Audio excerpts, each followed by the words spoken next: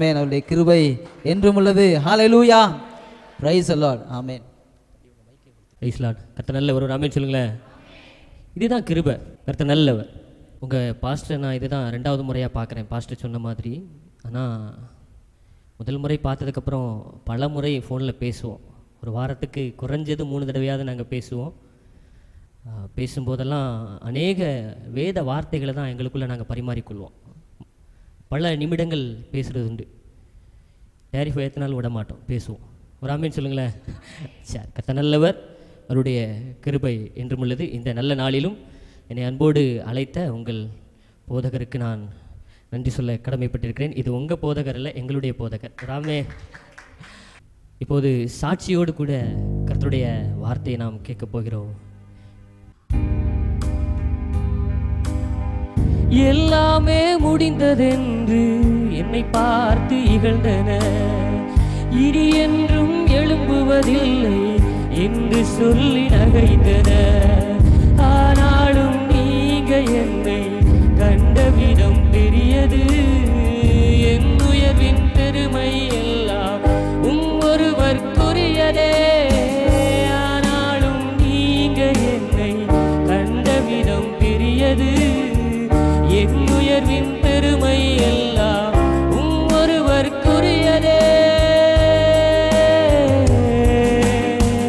நீர் மட்டும் பெருகனும், நீர் மட்டும் பெருகனும், நீர் மட்டும் பெருகனும், நீர் மட்டும் இயேசுவை எல்லாம் சேர்ந்து நீர் மட்டும் பெருகனும், நீர் மட்டும் பெருகனும், நீர் மட்டும் பெருகனும், நீர் மட்டும் இயேசுவே. உடைக்கப்பட்ட பாத்திரமானே உபயோகமற்றிருந்தே, ஒன்றிற்கும் உதவுவதில்லை என்று சொல்லி ஒதுக்கப்பட்டே. உடைக்கப்பட்ட பாத்திரமானே உபயோகமற்றிருந்தே, ஒன்றிற்கும் உதவுவதில்லை என்று சொல்லி ஒதுக்கப்பட்டே. குயவனே உந்தன் கரம் மீண்டும் என்னை வணைந்தது, விழுந்து போன இடங்களில் எல்லாம் என் தலையை உயர்த்தியதே. குயவனே உந்தன் கரம் மீண்டும் என்னை வணைந்தது, விழுந்து போன இடங்களில் எல்லாம் என் தலையை உயர்த்தியதே. நீர் மட்டும் பெருகனும், நீர் மட்டும் பெருகனும், நீர் மட்டும் பெருகனும், நீர் மட்டும் இயேசுவே. நீர் மட்டும் பெருகனும், நீர் மட்டும் பெருகனும், நீர் மட்டும் பெருகனும், நீர் மட்டும் இயேசுவே. நீர் மட்டும் இயேசுவே. நல்ல தகப்பனே, அடியேன் உம்முடையவன், வார்த்தை உம்முடையது, ஜனங்கள் உம்முடையவர்கள் சுவாமி. எங்களோடு பேசுங்க. மனான மனுஷன் சுவாமி, மறைச்சு நீங்க வெளிப்படுங்க. இயேசுவின் மூலம் ஜெபிக்கிறோம் எங்கள் நல்ல பிதாவே. ஹல்லேலூயா. நல்லா சொல்லுங்க ஹல்லேலூயா. கர்த்தர் நல்லவர், அவர் நன்மைகளை செய்கிறவர். அவரை பற்றி அழகா சொல்லணும்னா ஒரு வார்த்தை உண்டு, நம்முடைய தாழ்வில் நம்மை நினைத்தவரை துதியுங்கள். எங்க நம்முடைய தாழ்வுல ஒரு மனுஷன் நினைக்கிறாருன்னா அவர் எவ்வளவு பெரிய நல்ல தெய்வமா இருப்பாரு. பக்கத்துல உங்க கையை பிடிச்சி நல்லா இருக்கீங்களான்னு கேளுங்க. நல்லா இருக்கீங்களா கேளுங்க. நல்லா இருக்கீங்களா. வாழ்க்கையில வந்தாருன்னா நம்ம கூடவே இருக்கணும், தங்கணும். ஆமா, அதுதான் தேவை. கர்த்தர் நல்லவர், அவருடைய கிருபை என்றும் உள்ளது. என்னுடைய பேர் மாரி செல்வம். எங்கே போனாலும் நான் லேட்டாக போகிறது தான் வழக்கம். ஸ்கூலு காலேஜ்லலாம் எங்களுக்கு ஒரு பேர் உண்டு, லேட் கம்மர்ஸ் அப்படின்னு. எங்கள் கூட நாங்கள் மட்டும் இல்லை, கூட 2-3 பேரையும் சேர்த்து தான் லேட்டாக வைப்போம். இதுலேயே நம்மளோட ரொம்ப மோசமாக லேட்டாக வர்றவங்கெல்லாம் நம்ம பின்னாடி வந்து நிற்பாங்க. என்னென்னு கேட்டால் இவங்க கூட வந்தால் ஒன்றும் சொல்ல மாட்டாங்க. இந்த மாதிரியெல்லாம். ஆனால் உங்களுடைய ஜெபம் எனக்கு நல்லா புரிஞ்சுது. ரொம்ப துரிதமாக நான் வந்தேன். நான் கிளம்புனது ஒரு வேளை மேபி லேட்டாக கூட இருந்தாலும், ஆனால் குறித்த நேரத்தில் 10 நிமிஷத்துக்கு முன்னாடியே இறங்குவதற்கு கர்த்தர் கிருபை செய்தார். ராமேன்னு சொல்லுங்களேன். அப்போ நீங்கள் நல்லா ஜெபிச்சிருக்கிறீங்க அப்படிங்கிறது எனக்கு நல்லா தெரியுது. கரங்களை தட்டி கர்த்தருடைய நாமத்தை மகிமைப்படுத்துங்களேன். பாஸ்டர் சொன்னாங்க அவரை பற்றி அவரே சொல்லுவார் அப்படின்ட்டு. என்னை பற்றி சொல்கிறதுக்கு ஒன்றுமே இல்லை. ஆனால் அவர் எனக்கு செய்த நன்மைகள் சொல்ல வார்த்தையே இல்லை. ஹல்லேலூயா சொல்லுங்களேன். ஆமாம், என்னை பற்றி சொல்கிறதுக்கு ஒன்றுமே இல்லை, ஆனால் அவர் எனக்கு செய்த நன்மைகளை சொல்கிறதுக்கு. ஆமாம், இப்படிலாம் வருதுன்னா ஜீவத்து நீருக்குள்ளே வந்துட்டோம்ல. அல்லேலூயா. சரி, இப்போ ஒரு கேள்வி. பழைய ஏற்பாட்டிற்கும் புதிய ஏற்பாட்டிற்கும் உள்ள வித்தியாசம் என்ன? அதாவது ஒரே வார்த்தையில் சொல்லிடலாம், ரொம்ப எளிமையான வார்த்தை, எழுதி வச்சுக்கோங்க. ஒரே ஒரு வார்த்தை தான் சார் வித்தியாசம். நல்லா கவனிங்க. பழைய ஏற்பாட்டில் மெய்ப்பர்களுடைய பாவங்களுக்காக ஆடுகள் பலியிடப்பட்டன. பழைய ஏற்பாட்டில் மெய்ப்பர்களுடைய பாவங்களுக்காக ஆடுகள் பலியிடப்பட்டன. ஆனால் புதிய ஏற்பாட்டிலேயோ ஆடுகளுடைய பாவங்களுக்காக மெய்ப்பரே பலியானார். கரங்களை தட்டி கர்த்தருடைய நாமத்தை மகிமைப்படுத்துங்களேன். திருடன் திருடவும் கொல்லவும் அழிக்கிறானே வருகிறானே என்று வேறொன்றிற்கும் வாதான், ஆனால் நானோ அவைகளுக்கு ஜீவனை கொடுக்கும் அந்த ஜீவன் பரிபூர்ணப்பட வந்து. ஆமென் சொல்லுங்களேன். நல்ல மெய்ப்பன் தன் ஆடுகளுக்காக ஜீவனையே கொடுக்கிறார். அந்த ஜீவனை கொடுத்த தேவன் தான் என்னையும் ரட்சித்து இன்னைக்கு உங்க முன்னாடி கொண்டு வந்து நிறுத்தி இருக்கிறார். கரங்களை தட்டி கர்த்தருடைய நாமத்தை மகிமைப்படுத்துங்களேன். என்னுடைய பெயர் மாரி செல்வம். என்னுடைய குடும்பம் ஆண்டவராகிய இயேசு கிறிஸ்துவை அறியாத சகோதர மதத்திலிருந்து நான் பிறந்து வளர்க்கப்பட்டேன். என்னுடைய வாழ்க்கையில் படிக்க போகிற கல்வி ஸ்தாபனங்கள் மூலமாக தான் ஆண்டவரை நான் ஏற்றுக்கொள்ளக்கூடிய ஒரு நல்ல வாய்ப்பு கிடைச்சிது. நான் பிறந்து கொஞ்ச நாளில் எங்கள் அப்பா இறந்து போயிட்டாங்க. எங்கள் வீட்டில் எங்கள் அண்ணன் எங்கள் அக்கா எல்லாருமே நல்லா இருக்கிறாங்க. ஆனால் எனக்கு மட்டும்தான் இப்படி ஒரு பிரச்சனை. பிறவியிலே 2 கண்களும் பார்வை இல்லாதவனாய் பிறக்கப்பட்டேன். ஆனால் ஒரு 25% எனக்கு பார்வை தெரியும். அப்போ லோ விஷன் அப்படிம்பாங்க. இந்த பிளைண்ட்னஸில் வந்து 2 கேட்டகரி உண்டு. First one totally blind, another one partially sight அப்படின்ட்டு, பார்ஷலி அரைகுறை பார்வை உடையவர்கள் அப்படின்ட்டு. நானும் அந்த பார்ஷலி அந்த கேட்டகரியில் தான் பிறக்கப்பட்டேன். நான் பிறந்து ஒரு 3.5 வயசில் எங்கள் அப்பா இறந்து போயிட்டாங்க. நாங்கள் ஆண்டவராகிய இயேசு கிறிஸ்துவை அறியாத குடும்பம் அப்படிங்கிறனால எல்லாருடைய நம்பிக்கை என்னவாக இருந்துச்சுன்னா, இவன் பிறந்து இவனுடைய நேரம் சரியில்லை, அதனால தான் இவங்க அப்பாவை என்ன செஞ்சிட்டான், கொண்டுட்டான். ஆமாம், 3.5 வயசு பிள்ளை ஒரு தகப்பனாரை கொல்ல முடியுமா? முடியாதுல்ல. ஆனால் அவங்க அப்படி சொன்னாங்க. அப்புறம் எங்கள் அம்மாவும் சின்ன வயசில் மேரேஜ் பண்ணி போயிட்டு 3 குழந்தைகளுக்கு தாயாய் சின்ன வயசுலேயே விடோ ஆயிட்டாங்க. ரொம்ப வேதனை. நிறைய பேர் எங்கள் அம்மாவுக்கு ஆலோசனை சொன்னாங்க. என்ன சொன்னாங்கன்னா, இந்த பிள்ளைங்களெல்லாம் நீங்கள் எப்படி வளர்க்க போகிறீங்க, உங்கள் வீட்டுக்காரர் தான் இறந்து போயிட்டாரு, அதனால் இந்த பிள்ளைங்களெல்லாம் ஏதாவது அநாத ஆசிரமத்தில் சேர்த்து விட்டுருங்க, இதுக்கெல்லாம் வளர்ந்து உங்களை பார்த்துக்காது அப்படின்லாம் சொன்னாங்க. யாரே எங்கள் அண்ணனையும் எங்கள் அக்காவையும். ஆனால் என்ன சொன்னாங்க, இதெல்லாம் படித்து என்ன பெருசாக வந்துட போகுது, இதை பேசாமல் என்ன செஞ்சிடலாம், கொண்டுடலாம் அப்படின்னு ஆலோசனையெல்லாம் சொல்லியிருக்கிறாங்க. பட் எங்கள் அம்மா அதையும் தாண்டி ஒரு விஷயம் சொல்லியிருக்கிறாங்க, இதெல்லாம் கிளியர் பண்ணிவிட்டு நீங்கள் வேறு ஒரு மேரேஜ் பண்ணிக்கோங்க, நல்லாயிருக்கும், தனியாக எப்படி இருக்க முடியும் அப்படின்னு சொல்லி ஆலோசனை சொல்லியிருக்கிறாங்க. பட் எங்கள் அம்மா ஆண்டவரை அறியாதவங்க, ஆனாலும் எங்கள் அம்மா அந்த வார்த்தைகளை கேட்கவில்லை. அன்றைக்கே மரணத்துக்கு நிச்சயிக்கப்பட்டிருக்கிறேன்னா தேவனுடைய கரத்தில் தெரிந்து கொள்ள பாத்திரமாக இன்றைக்கி உங்கள் முன்னாடி நிற்கிறேன். அது கிருபை. எத்தனையோ பேர் வந்து நம்மளை அழிக்கணும், எத்தனையோ பேர் நம்மளை வந்து ஒன்றுமில்லாமல் ஆக்கணும், நிர்மூலமாக்கணும் அப்படின்னு சொல்லிட்டு நினைப்பாங்க. ஆனால் தேவன் மாத்திரம் தான் நம்மளை எழுப்பணும்னு நினைப்பார். ஒரு ஆமென் சொல்லுங்களேன். சாமி கண்ணை குத்தாது சார். அல்லேலூயா. கண்ணை குத்துற சாமி நல்ல சாமியே, அப்படி தானே?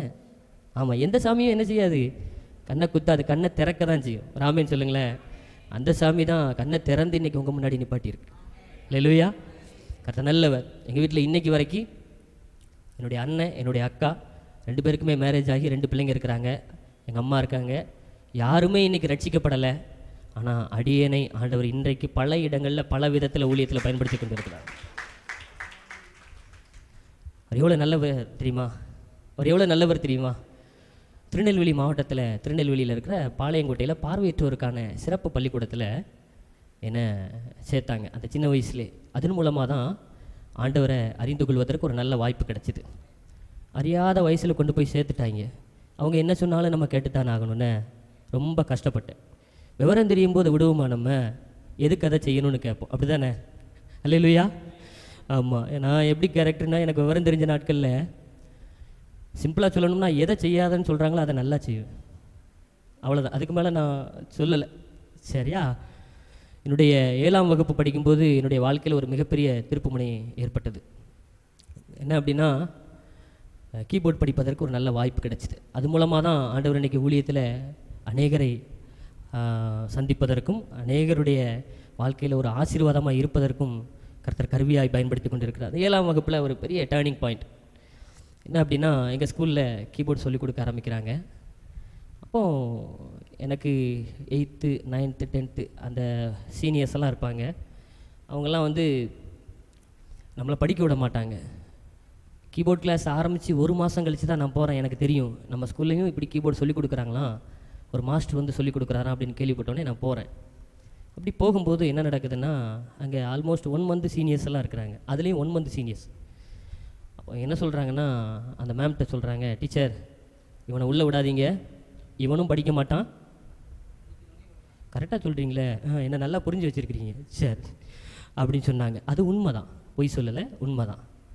ஆனால் அவங்க என்னப்பா உனக்கு தான் இன்னும் வருஷம் இருக்கிற, 7th தானே படிக்கிற, நீ சின்ன பையனாக தானே இருக்கிற, நெக்ஸ்ட்டு இயர் இல்லை நெக்ஸ்ட்டு 2 yearsல பார்த்துக்கலாமே அப்படின்னு சொல்லி சொன்னாங்க. அவங்க சொன்னாங்க, நமக்கு ஒரு பழக்கம் உண்டு, எதையும் கேட்குறது கிடையாது. அங்கேயே நின்று அப்போ அவங்க சொன்னாங்க ஒரு வார்த்தை, நான் வேண்டான்னு சொன்னாலும் அவன் போக மாட்டேங்க, நான் என்ன செய்ய. ஹல்லேலூயா. அவங்க சொன்னாங்க ஒரு வார்த்தை, இல்லை இவனை உட்கார வச்சுக்குவோம், சும்மா உட்காந்துக்கிட்டோம், மாஸ்டர் வரும்போது 1 மாதம் படித்த நீங்கள் சீனியர்ஸ் இல்லையா, நீங்கள்லாம் படிங்க, எல்லாரும் படிச்சுட்டு இடைப்பட்ட நாட்களில் ப்ராக்டிஸ் பண்ணுவாங்கள்ல, அந்த டைமில் யாராவது நல்லா ப்ராக்டிஸ் பண்ணிவிட்டு இவனுக்கு நீங்கள் சொல்லிக் கொடுங்க, அதில் தேறி வந்தால் என்ன செய்வோம் பார்த்துக்குவோம் அப்படின்ட்டாங்க. ரொம்ப சந்தோஷம். வெளியில் நிற்கிற எனக்கு உள்ள சேர் கிடச்சா விடுவோமா?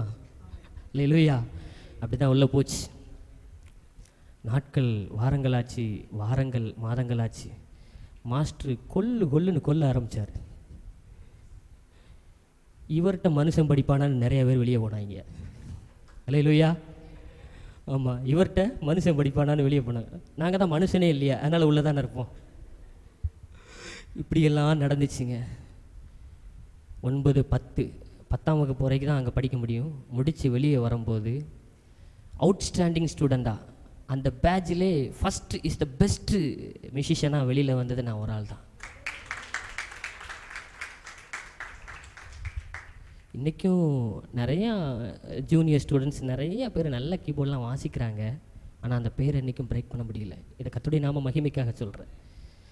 வெளியில் வரும்போது தான் ஆண்டவர் எவ்வளோ நல்லவர்னு எனக்கு தெரிஞ்சுது. உள்ளே இருக்கிற வரைக்கும் எங்கள் ஸ்கூல்லேயும் நல்ல சிஎஸ்ஐ சர்ச் இருக்கும், நல்ல ஆராதனைகள் பாடல்கள் எல்லாமே இருக்கும். அன்றைக்கெல்லாம் கிறிஸ்தவ பாடல்கள் அப்படின்னா, இன்றைக்கி நாங்கள் பாடுறோம் அப்படின்னா அன்றைக்கி எங்களை அப்படி ஒரு இடத்துல நல்லா உருவாக்குனாங்க. காலையில் 5 மணிக்கெல்லாம் எழுந்திரிச்சு ப்ரேயர் வைப்பாங்க. சின்ன வயசில் கடுப்பாக இருக்கும், யாராவன் இவனுக்கு ஒரு தலைவலி காய்ச்சல் வர மாட்டேங்க, டெய்லி காலையில் இப்படி தான் எழுந்திரிச்சு வந்து ஐயா பாடியாங்கான அப்படின்ட்டு ப்ரேயருக்கு பயந்து ரெஸ்ட் ரூம்லலாம் போய் ஒளிஞ்ச நாட்கள் உண்டு. அப்படிலாம் இருந்த என்ன, சர்ச்சுக்கெல்லாம் போனோம் அப்படின்னா மறக்கவே முடியாது. சர்ச்சில் ஒரு சைடு வாசல் உண்டு. நல்லா கீபோர்டிஸ்ட் வந்து வாசிப்பாங்க. எங்கள் பிள்ளைங்க கொயர் நல்லா பாடுவாங்க. நாங்கள் சைடு வாசலில் ஒரு கொயர் வச்சுருப்போம். எப்படி அப்படின்னா, நல்லா பாடுவாங்க. ஒரு 4 பேர் சேர்ந்து வேகமாக கைத்தட்டி டெம்போவை ஸ்பீடாக்கி அப்படி அவர் பீட்டை நிப்பாட்டி பாட்டே ஒரு ஃபியூ செகண்ட்ஸ் வந்து என்ன ஆகிடும்னா நின்றும். இப்படியெல்லாம் பண்ணிக்கிட்டு இருந்த நாங்கள், இப்படியெல்லாம் இருந்த என்னையை இன்றைக்கி கொண்டு வந்து எங்கே நிறுத்தியிருக்கிறாரு பாருங்களேன். அதுதான் கிருபை. ஒரு ஆமேன்னு சொல்லுங்களேன். உங்கள் பிள்ளைங்கள்லாம் ரொம்ப தங்கமான பிள்ளைங்க, ரொம்ப சேட்டை பண்ணுறான்னா பின்னாடி பெரிய ஊழியக்காரனாக வரும். ஒரு ஆமேன்னு சொல்லுங்களேன். ஆமாம், நாங்கள் பண்ண சேட்டையெல்லாம் உங்கள் பிள்ளைங்க பண்ணலை சார், அதுதான் உண்மை. நான் எப்போதும் ஆண்டவர்கிட்ட கேட்பேன், ஆண்டவரே நல்லா படித்தவங்க நிறைய பேர் இருந்தாங்க, நல்ல திறமையான ஆட்கள்லாம் நிறைய பேர் இருந்தாங்க, என்ன ஏன் தெரிந்து கொண்டீங்க அப்படின்ட்டு. ரொம்ப கொடுமையாக இருக்கும். என்ன தெரியுமா, எங்கள் கெட்டகுமாரன் நாடகம் வச்சா கூட அதில் அந்த கேரக்டர் நமக்கு தான் கொடுப்பாங்க. ஏன்னு கேட்டால் நீ தான் அதுக்கு சரியான ஆளும்பாங்க. ஏன்னா 25% பார்வை இருந்துச்சு. அப்போ நாங்கள் பாடுபட்டோம், அப்படி சேட்டை பண்ணோம். நம்மளால் நிறைய பேர் பாதிக்கப்பட்டிருக்காங்க. கர்த்தர் நல்லவர். 11ஆம் வகுப்பு 12ஆம் வகுப்பு அதுவும் வெளியில் வேறு ஒரு ஸ்கூலில் ஹையர் செகண்டரி ஸ்கூலில் படிப்பதற்கு கர்த்தர் கிருபை பாராட்டினார். அதுவும் கிறிஸ்டின் இன்ஸ்டிடியூஷன் தான். என்னுடைய 12ஆம் வகுப்பு முடித்து சம்மர் வெக்கேஷனில் நல்லா ட்ராவல் பண்ணோம். நல்ல எக்ஸாம்லாம் எழுதிட்டோம். எவ்வளோ ஊர் சுற்ற முடியுமோ என்ன செய்யணும், ஊர் சுற்றணும் அப்படின்னு பஸ்லலாம் நிறைய ட்ராவல் பண்ணுவோம். இப்படிலாம் பண்ணும்போது என்ன ஆயிட்டுன்னா, எனக்கு கண்ணில் வந்து 25% பார்வை இருந்தது வந்து அப்படி கொஞ்சம் கொஞ்சமாக மங்க ஆரம்பிச்சிது. மங்குனாலும் அதை நம்ம விடக்கூடாது. யார்ட்டையும் சொல்லிட்டோம்னா நம்மளை ரொம்ப கேவலப்படுத்திடுவாங்க. அதுக்கப்புறம் நம்ம எந்திக்கவே முடியாது அப்படிங்கிற ஒரு சூழ்நிலைக்கெல்லாம் வந்துட்டேன். யார்ட்டையும் சொல்கிறது கிடையாது. வெளியில் போவோம். குறிப்பிட்ட நாட்களுக்கு அப்புறம் ஒன்றுமே முடியாத சூழ்நிலைகள் வரும்போது ரொம்ப கஷ்டமாக இருந்துச்சு. எதுக்குடா இந்த வாழ்க்கை, நம்ம கூட நல்லா விளையாண்டு நம்ம கூட நல்லா ஜாலியாக இருந்தவங்களாம் இப்போ இந்த நிலைமையை பார்த்தா அவன் என்ன வரத்து வந்தான், வீசை பிடிங்கிட்டாரா அப்படின்னு சொல்லுவாங்களே, இந்த வார்த்தையை நம்ம கேட்கணுமா அப்படின்லாம் பல முறை இப்படி ஒரு வாழ்க்கை நமக்கு தேவையில்லை அப்படின்னு சொல்லிட்டு நானே யோசித்தது உண்டு. இருந்தால் நல்லா இருக்கணும், கெத்தாக இருக்கணும், இல்லைன்னா இருக்கவே கூடாது. இனி நம்ம எப்படி மேனேஜ் பண்ண போகிறோம் அப்படின்ட்டு. ஆனாலும் தேவனுடைய கிருபை என் கூட இருந்துச்சு.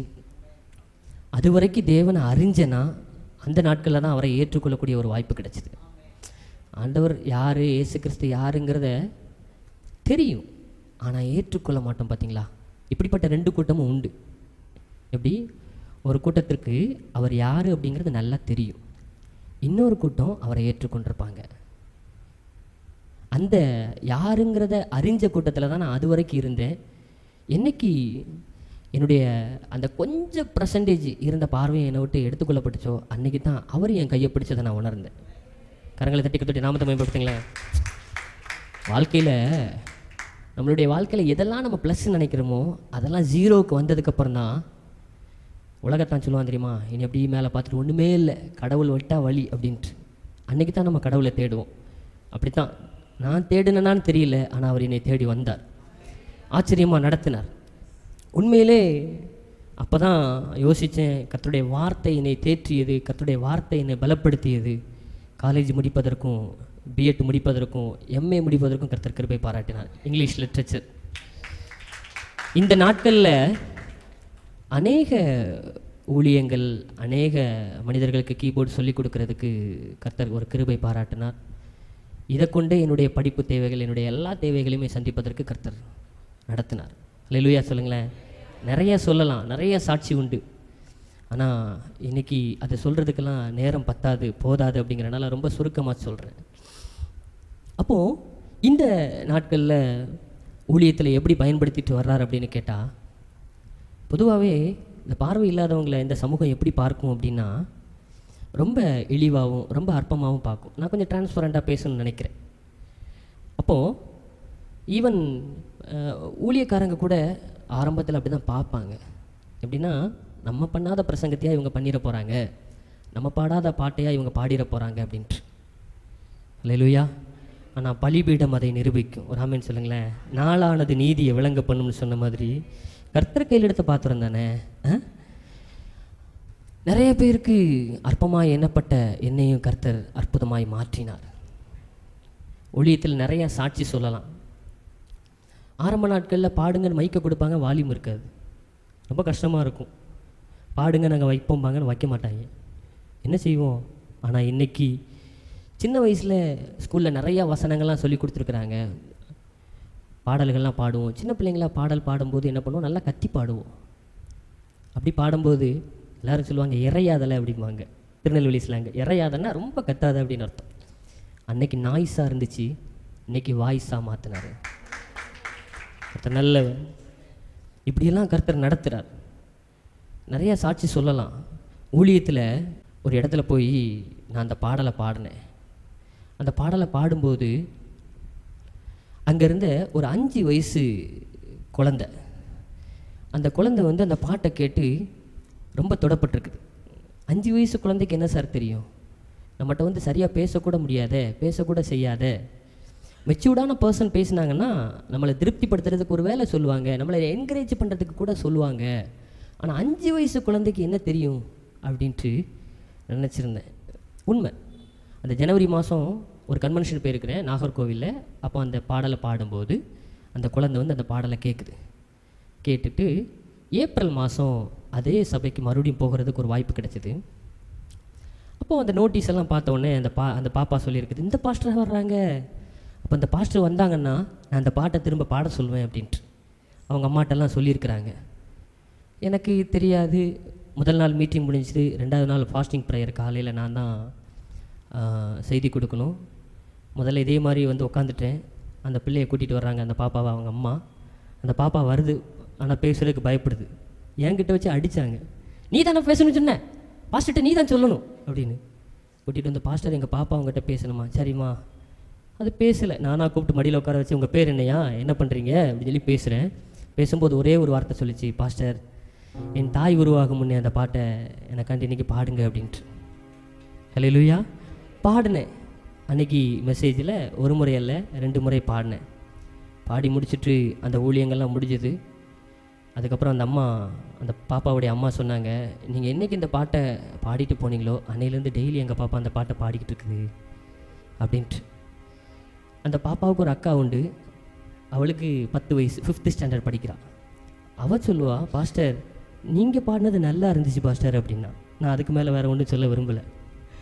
இப்போ என்ன நடந்துச்சுன்னா, அடுத்து கொஞ்ச நாள் கழித்து பேசுகிறேன். அந்த பாஸ்டர் வந்து சொல்கிறாங்க, ஜோகனா உங்களுக்காண்டி டெய்லி ப்ரேயர் பண்ணுறாலாம், நீங்கள் பார்க்கணும் அப்படின்ட்டு. எனக்கு புரியல, என்ன சொல்கிறீங்க பாஸ்டர் அப்படிங்க. இல்லை உங்களுக்கு பார்வை கிடைக்கணும்னு ஜோம் பண்ணுறாலாம் அப்படின்ட்டு. எவ்வளோ நல்லவர் தெரியுமா?